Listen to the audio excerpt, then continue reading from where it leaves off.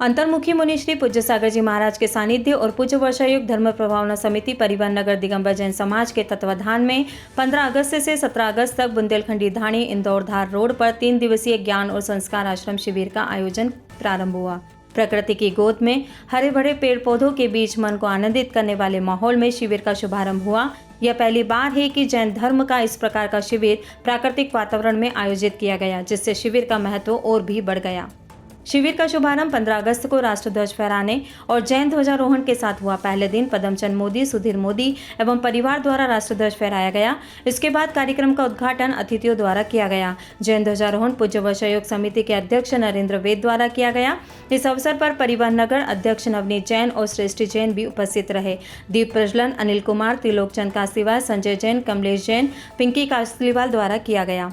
मुनिश्री का पाद प्रक्षालन कमलेश टीना जैन तथा संजय रेखा जैन परिवार, नीलेश जैन, मुकेश जैन और प्रेम सिंह जैन द्वारा किया गया। शिविर में 50 शिविरार्थियों द्वारा शास्त्र भेंट भी किया गया। पहली कक्षा में मुनिश्री ने जीवन के उद्देश्य पर प्रकाश डालते हुए तत्वाद सूत्र के माध्यम से समझाया कि जो जैसा हुआ है उसे वैसा ही स्वीकार करें और स्वयं को शुभ क्रिया में लगाएं। इससे पुण्य अर्जित होगा और जीवन के सारे उद्देश्य पूर्ण होंगे।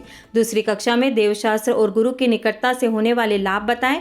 मुनिश्री ने कहा कि इससे रोग दुख दूर होते हैं, जीवन में सकारात्मक परिवर्तन आता है, सोचने समझने की शक्ति बढ़ती है और पाप पुण्य का ज्ञान होता है। भगवान तो कहते कि जो स्वयं सुबह उठ करके अपना स्वयं का काम कर ले उसको योगा की आवश्यकता ही नहीं।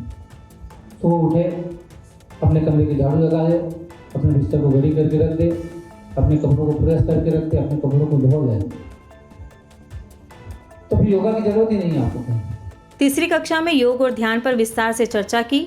मुनिश्री ने कहा कि योग का अर्थ मन, वचन और काय का नियंत्रण है। अंतर्मुहूर्त का ध्यान ही केवल ज्ञान की प्राप्ति करवा सकता है। शाम को शिविरार्थी ने अपना परिचय दिया। बच्चों ने मुनिश्री से प्रश्न पूछकर मार्गदर्शन प्राप्त किया। इसके साथ ही आनंद यात्रा, आरती और धार्मिक अंताक्षरी का आयोजन हुआ,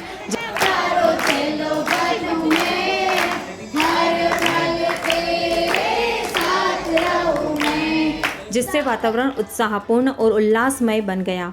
यह शिविर 3 दिन तक चलेगा, जिसमें प्रतिदिन ज्ञान, साधना और संस्कार से जुड़े विशेष सत्र होंगे। सागर जी महाराज की।